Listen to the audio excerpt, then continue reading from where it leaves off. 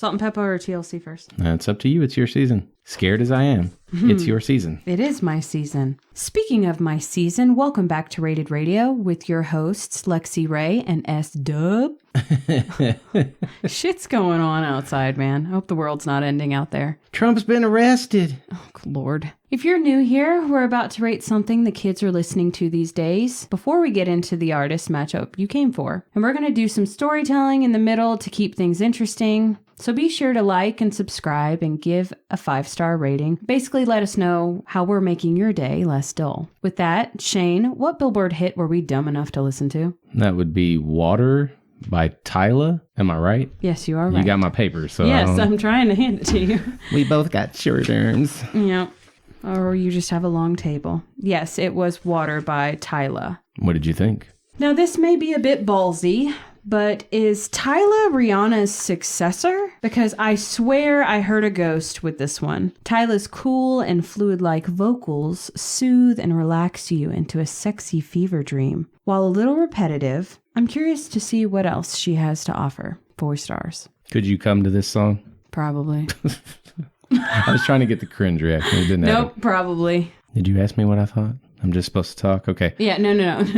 No, I didn't ask you. Oh, by the way, Shane, see, that's what happened. You said come, and my mind went dead. I said, yeah. I know exactly how to handle life going forward now. Oh, no, you figured it out? Yep. You figured me out. Okay, well, we'll talk about that later. What did you think about Water by Tyla? 5 stars for being catchy, memorable, and solidly listenable. Not the strongest 5, though. Ode to its odd mixture of island jungle drums atop cool, relaxed instrumentation. The music's melody doesn't really change throughout either. The song just has a strong vocal chorus, and the entire ordeal feels too repetitive when heard from beginning to end. It's a track with some legs to stand on, but I wouldn't say that makes it something truly special, and definitely not one that's about to make most people's top 100 songs list. I will agree with that statement. I thought for sure if you hated this song or you weren't a fan of it, because you never really hate anything. I don't think we've run into I do. You hating that much. I do. Anyway, I thought that by me saying the Rihanna, we still have not established what we're going to call her. Because there's a correct version and then there's the way that we want to do it. Who do you want to cover first? TLC. Roll the intro.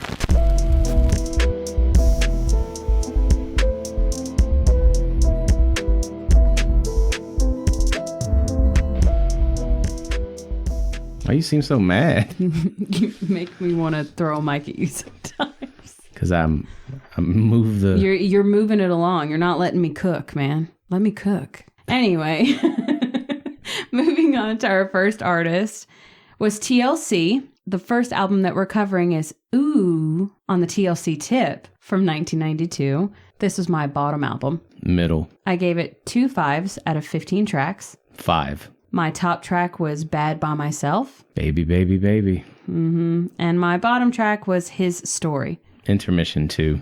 Don't nobody give a fuck about him. Anyway, what I thought about the album.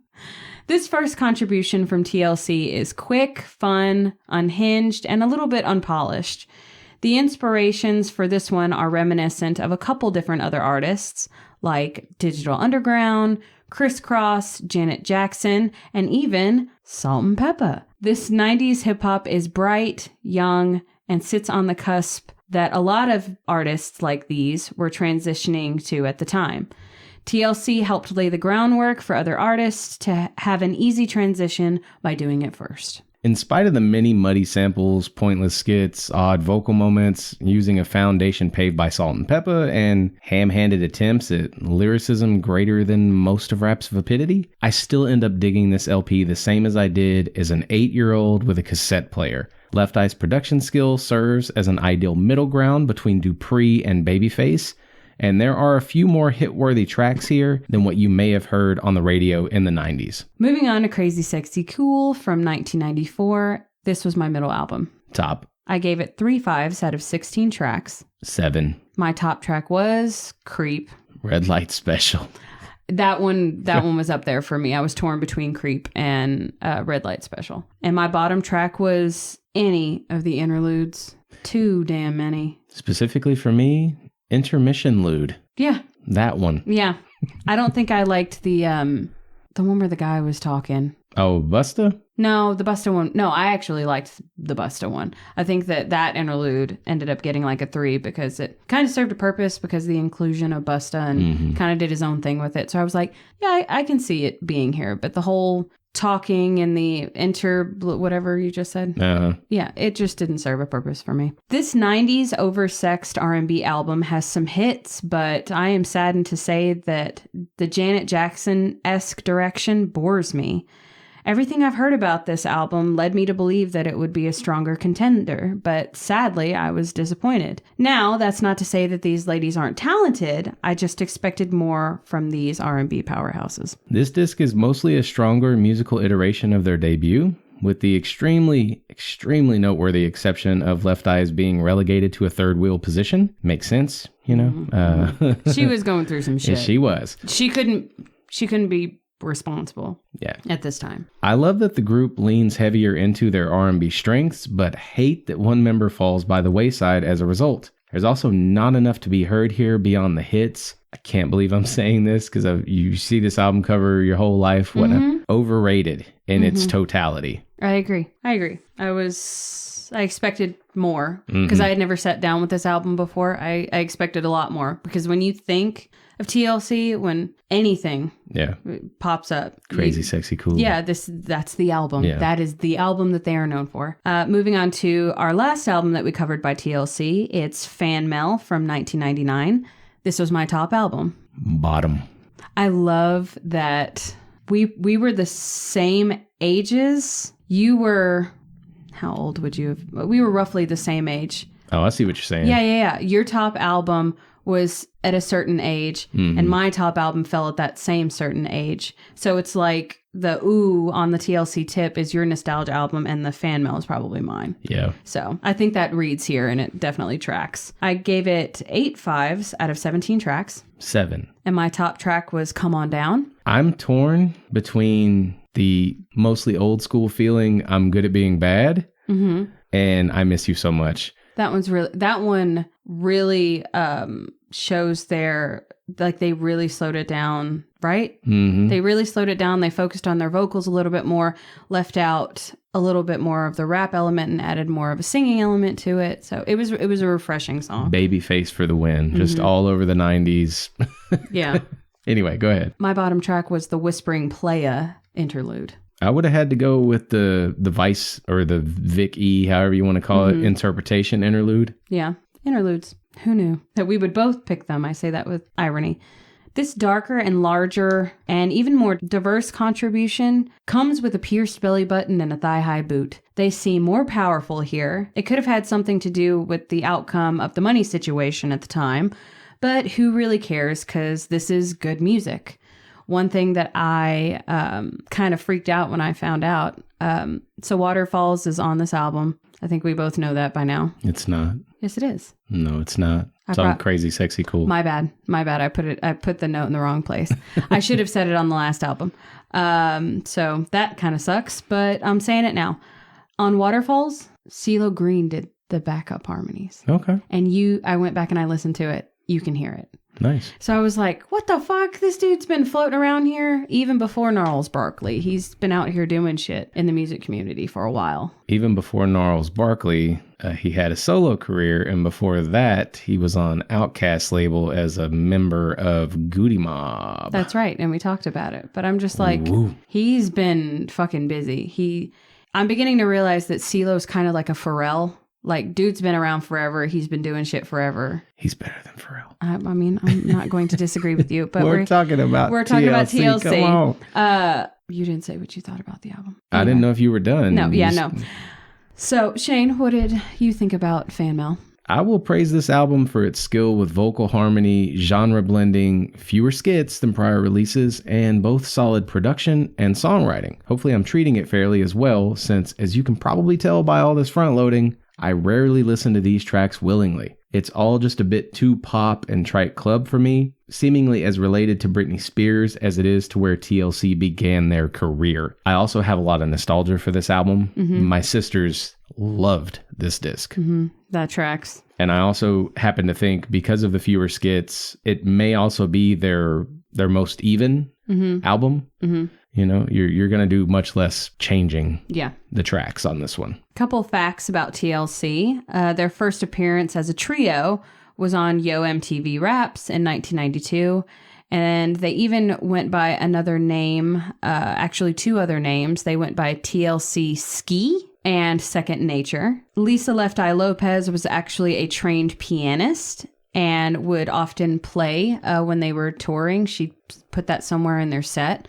I thought you'd like that because you are also a piano player. The only thing I'm also a giant Left Eye fan, if you can't tell. Yeah. Thought she was amazing and am endlessly baffled by the way that they did their... I mean, nobody knew that she was going to die, right? But the way they did their cover art for these 3 albums, it just seemed so obvious to me that you'd put each member in the middle at some point, and they never put her in the middle. Who would you say is the main front man of TLC if you had to pick one of the girls? I can't. I think what people are going to remember about TLC, it's going to be Watkins, you know. T-Boz? Yeah, I would agree. I think that she's like the leader, and then like Chili, which funny enough, there was actually a different C in TLC to start with. Yeah. The other girl, I can't remember her name, but it also started with the C, and they just... I'm over here thinking about Salt-n-Pepa. I'm like, wasn't it Wendy Williams? No, that's DJ. So before TLC, Chili used to do backup dancing for Dame, who was another... I think an 80s R&B artist at the time. Was it 80s? I don't know. And Prince was actually a big fan of TLC and allowed them to cover his songs, which that is not an easy thing to get, is Prince's approval. So good on you. It's very good true. On you, gals. Their music makes me feel like I'm kicking it at the mall with a grade school crush. Yep. Not mad at that. Yep. Nope. My opinion of this group remains one which smacks of an identity crisis from one disc to another, and they embody what I think of as a greatest hits artist. Nonetheless, there's no discounting just how broad and timeless the appeal of some of their hits can be. These 3 would push just as many musical boundaries as those heavyweights who came before them, and while I wouldn't put any one of their albums on a greatest list, looking at you, VH1, MTV, pretty much fucking everybody, I still consider them a genuinely significant part of musical history. And I didn't even necessarily want to get into the money situation of, you know, like essentially their first 2 albums, they made no money off of it. And they went through this huge, they even held somebody at gunpoint over it. So that's one of the reasons why I said the money situation about FanMail is because they started to retain, you know, started to get some of those royalties, started bringing in a little bit of cash. But like Shane touched on, Left Eye was going through a whole thing. She burned her boyfriend's house down? She was going through being an alcoholic at the time. She drank a lot. And then, of course... She was on probation. That's why she wasn't through most of the studio sessions. Yeah. In Crazy Sexy Cool. And I think there's documentaries and stuff out there now, too. I mean, these... She was an energy, though. She was the energy of the group. Oh, for sure. She brought the fun with it. And it sucks that things worked out the way that they did because she died in a car accident. I would definitely look at her as like the glue. You know, I appreciate every member of the group, so I don't want it to seem one-sided. Like even Chili, as I've gotten older, you realize where she is in the songs and how much she comes through. Sorry. Were you going to talk about the skit? No, I was going to say, so we know that Chili was with Usher. Confessions was actually written about the fact that he cheated on Chili. Oh, that's right. Yeah. But do you know she's dating now? Not me. Not you. Surprise, surprise. No, Matthew Lawrence. Don't know who that is. He was in Boy Meets World. He played the other brother, Eric's roommate, one of the Lawrence brothers. The other brother's roommate? Corey's brother, Eric, the older brother. Yeah. Matthew Lawrence played his roommate in the show. I don't remember. Sean's brother. I don't remember. Yeah. Okay, anyway. The Lawrence brothers, there's 3 of them, man. Come on.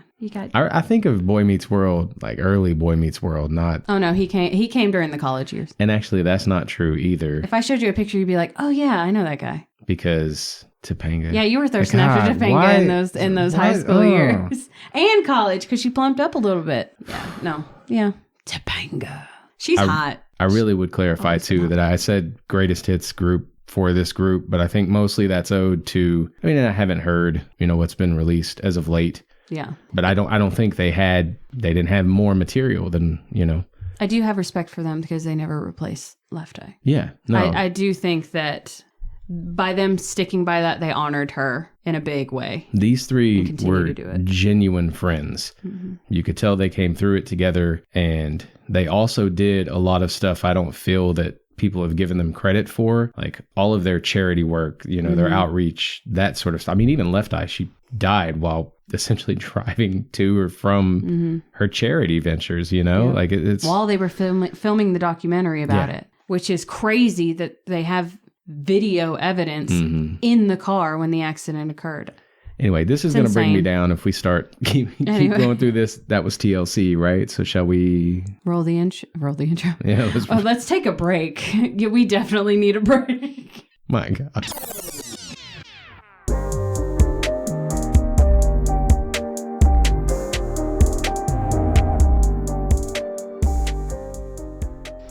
Oh, we need to do this more often. I feel like I have to relearn everything every time we record. By the way, I didn't mention this in this episode yet. I haven't mentioned it in our last episode either, but so far in your season, none of these artists have been in our jam jar. Nobody has written to us with them in their top 10. Yeah, you told me that I'm not allowed to. I didn't say that. I said it's preferable that you don't, but I'm a you big like person, to do your own thing. Them. I kind of thought you would take that as, I'm going to do all of them in the jam jar. No, I'm not an asshole. It's just what I was trying to get across is it's an ideal opportunity to use anything that's outside of the jam jar. To be fair, we've covered quite a bit of artists that would make up like my top 10 artists already. Yeah.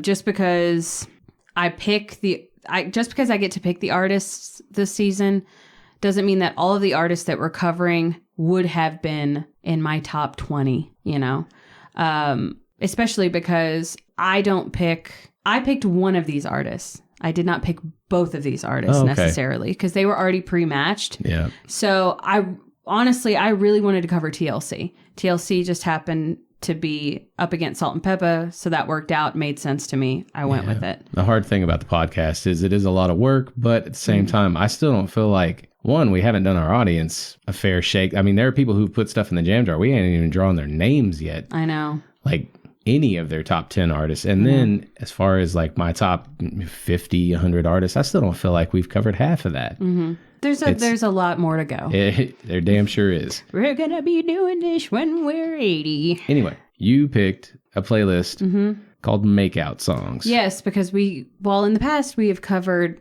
top songs to have sex to. Where's the foreplay, man? Ooh. Let's have a foreplay playlist. And for all us old timers out there, what the fuck is foreplay? Yeah, well, I don't know. It's a thing. I heard about it. It's kind of like the female orgasm. I don't really know. I'm just kidding. Don't really know if it's true or not. No, I'm just kidding. I definitely know. Never mind. Yep. So, top... No, I should. What? You can't leave it like that. I was going to say most of the women that I've been in serious relationships with are way easier pops than I am. And I don't think I'm difficult. Yeah. But some of them just get it quick. It's always been baffling to me. Maybe they know what they like. I guess so. You do. Maybe I just got it like that. Maybe you just do. I don't know. Who knows? No, you don't know. No, I don't. I wouldn't know. Come on. Thank God. So top makeout songs, since we're already being rather perverted. My pick for top makeout songs was Animals by Nickelback. Personal experience. Imagine that. I'd hope so if you're going to tell us a story. That's my story, and I'm sticking to it. Okay. Personal experience. Experience. Some other songs that I also want to throw out there. Personal experience. Luxurious by Gwen Stefani. It's a good mainstay. Ready for Love by Bad Company. Yeah, things like that. But Animals by Nickelback takes the cake. And that's all I'm going to say about that. What about you, Shane? For some reason, I'm hearing, what does it feel like making love in my head? No, it's and I know it's a completely different song, but it's the South Park, the voice box dude. Baby, when I think about that shit. What I picked was Everybody Here Wants You by Jeff Buckley. I've already shared a lot of my kiss stories in past episodes, so I apologize in advance for lacking romance to be had here. You just acknowledged you didn't know what foreplay was. I was joking. I know. Sometimes but it tracks.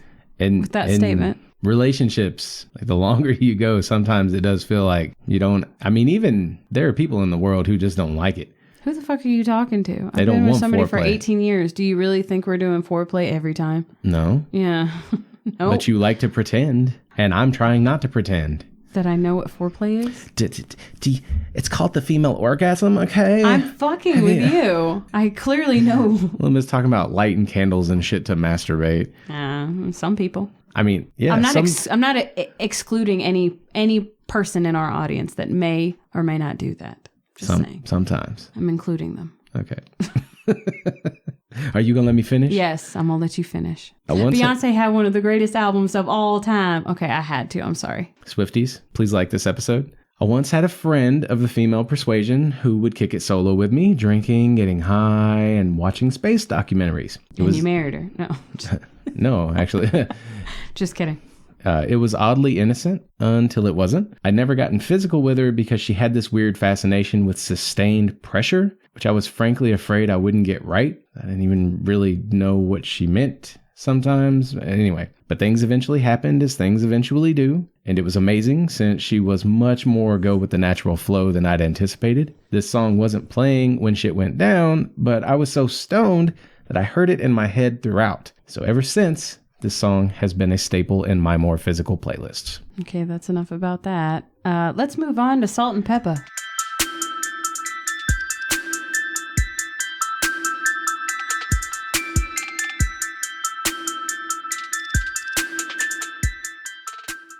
"29 Pearls in Your Kiss, Your Singing Smile, Coffee Smell." Jeff Buckley was amazing. Okay, yeah. I'm not going to disagree with you, but I'm also focusing on the fact that they're having a shootout outside your dining room window. They're probably playing cornhole or basketball. It's got to be basketball. It's too infrequent to be cornhole. I really wish they would name the game in something else. Yeah, I hate it that it's named cornhole too, because I just think about somebody getting fucked in the ass. Yeah, that's what I'm saying. It doesn't make me cringe. It just makes me want to fuck someone in the ass. Oh, God. Okay. All right, moving on to Salt-n-Pepa. The first album that we covered by them was Hot, Cool, and Vicious from 1986. This was my bottom album. Middle. I gave it 3 5s out of 9 tracks. 5. My top track is I'll Take Your Man. Push it. Hate to be that guy. No, you can be that guy. I will allow it. And my bottom track was It's All Right. It's All Right. So a couple of things that I want to note before I get into what I thought about the album. The showstopper, Shane. Mm-hmm. Revenge of the Nerds beat. Yeah. What the fuck did that catch me off guard? Didn't see it coming. No, I did not. Ripe for the time. Mm-hmm. And I think I'll Take Your Man is the one with the flashlight sample, right? I can't remember off the top of my head. I'll trust that you're right. Okay. It always gets me in trouble, but I will trust that you're right. Yeah.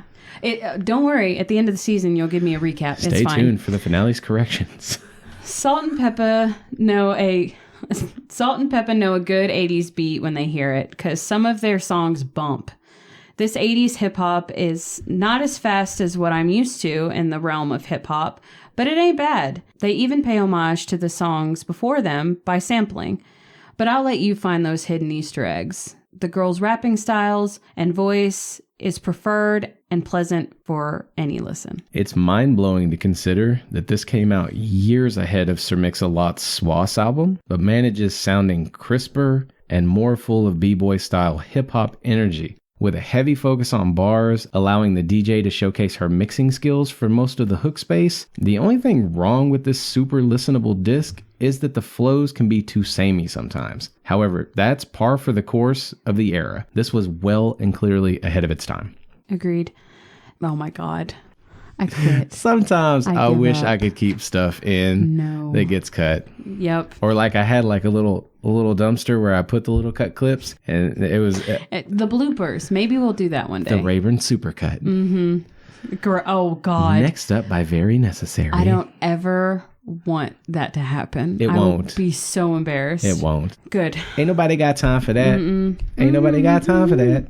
So the next album that we covered by Salt-n-Pepa is Very Necessary from 1993. This was my top album. Agreed. I gave it 3 5s out of 13 tracks. 7. My top track was Shoop. None of Your Business.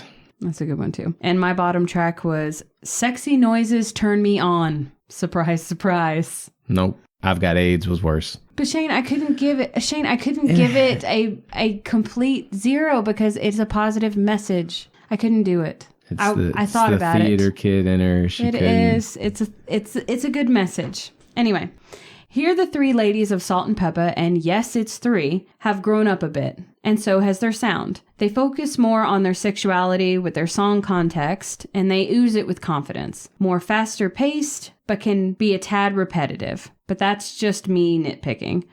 Growing up, this was my favorite version of the girls, and I like to think that it had something to do with the confidence that I have today. Onyx meets In Vogue meets Beastie Boys. Even wilder, though, are the Haitian elements occasionally in the mix. This is a strange disc. Wacky transitions, some lackluster or repetitious choruses, and an AIDS skit at the end. There are also some colossal winners here too, and 3 of the most nostalgia-inducing voices and rhyming styles overseeing it all. A typical mixed bag of early 90s that's also unexpectedly filled with bangers. I love what you're saying. You're saying all the right things, man.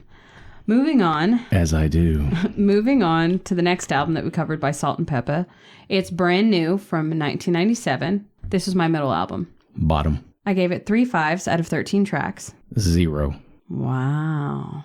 My top track was Imagine. Agreed. And my bottom track was Friends. The clock is ticking. With visits from Queen Latifah, Rufus Moore, Mad Lion, and Sheryl Crow, Salt-n-Pepa slow it back down and focus a bit more on their vocal style. They also touch on more political and social injustices here and there, and are using their platform to express it with an R&B sound. It pains me to say I could find nothing obsession-worthy with this listen. It feels like they were trying to catch Shoop and What a Man's Lightning in a Bottle, but did so by leaning heavier into their R&B element and using a bunch of Tupac-esque instrumentals. Everything ends up feeling uninspired as a result. So this one just doesn't work for me, and I can see no reason to recommend its disappointments. A couple of facts about Salt-n-Pepa. They actually used to work at Sears with Kid and Play and Martin Lawrence. I thought that was interesting. Originally, they were called Supernature, and I touched on it a little bit earlier. There are 3 different people in Salt-n-Pepa. You have Salt, and you have Peppa, and you have DJ Spinderella, which, ingenious DJ name. I love it. Female DJ called Spinderella. Yes, please. Checks all the boxes for me. But what most people don't know is there were actually 2 DJ Spinderellas. Mm-hmm. Their iconic fashion sense played a significant role in their commercial success, along with their performance energy and the subject matter of their songs. You didn't even notice I wore my big gold Banji earrings today because it's Salt-n-Pepa style. You got big hair. I don't have big hair. I just have a lot of it. It's not big, just a lot. And they were actually the first female rap group to win a Grammy for Best Rap Performance in 1995. In addition, they were also the first female rap group to be added to the Walk of Fame, too. So they're out here breaking new ground. Most Go definitely. Salt-n-Pepa. Yeah. Their music makes me feel like I'm crushing on someone who might also kick my ass someday. Okay, yeah. That's childhood trauma speaking right there. That's exactly what that was. It's okay. The more you talk about it, the more you'll hopefully work your way through it. That's really why we have this podcast. I'm good.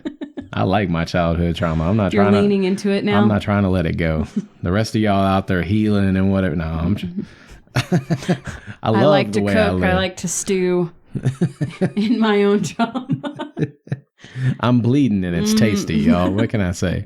Having now been through a portion of their deep dive, I'm convinced this group was at their best when putting rap in the spotlight, not trying to hide their grit, and letting Herbie produce their music. While he comes with his own drawbacks and isn't what makes the group worthwhile, it does seem like he's the secret ingredient. Hearing women run circles around a beat on par with the likes of Naughty by Nature doesn't get old for me, and they weren't just pioneers, they were also the type of talent people couldn't deny. Looking forward to hearing more of what we skipped over. All right, so who actually won for you this week? That would be TLC. So if I'm going based off the number of 5s that I gave out, TLC would also win for me, but Salt-n-Pepa surprised the fuck out of me. The very necessary album. I could put it on and just play it. Aside from only a very small amount of tracks, it was pretty consistent for me all the way through. So, yeah. Even Hot, Cool, and Vicious too. It was my bottom, but I was not mad at that first contribution from them. You should tell us what we're going to be covering next, and this is a surprise to me as well. Yes. See, I hand out an entire season in advance, and she's going to hit me with surprises, I have a feeling, every 2 episodes. And so, that is not... buckle up. That is not for surprise element. That's purely Rayburn's irresponsible, and she only comes up with this shit until right before we meet. I'm just trying to make you feel better about the way you are. No, don't. Yeah, I don't need anybody trying to make me feel better. I get shit done. I just do it in my own way. That's the goal, right? Mm-hmm. Getting shit done. Yeah. Anyway, tune in next episode where we're actually going to be covering Hozier versus Dashboard Confessional. Oh, shit. The albums that we're going to be covering by Hozier, which... if you're new here, Hozier was actually my #1 artist for last year for my Spotify Wrapped. The albums that we're going to be covering by him are the self-titled album Hozier from 2014, Wasteland Baby from 2019, and Unreal Unearthed from 2023. The albums that we're going to be covering by Dashboard Confessional are The Swiss Army Romance from 2000, A Mark, a Mission, a Brand, a Scar from 2003, and then Dusk and Summer from 2007. Tune in next episode to hear what we have to say about Hozier versus Dashboard Confessional. You can bet your ass I already know I'm going to have plenty to say. I'm kind of counting on it. But that's going to do it for now. Hit up our playlists, visit our shop, come find us online to get your voice on the show. And until next time, fill your world with music. And remember, you shouldn't even be getting into who I'm giving skins to. It's none of your business.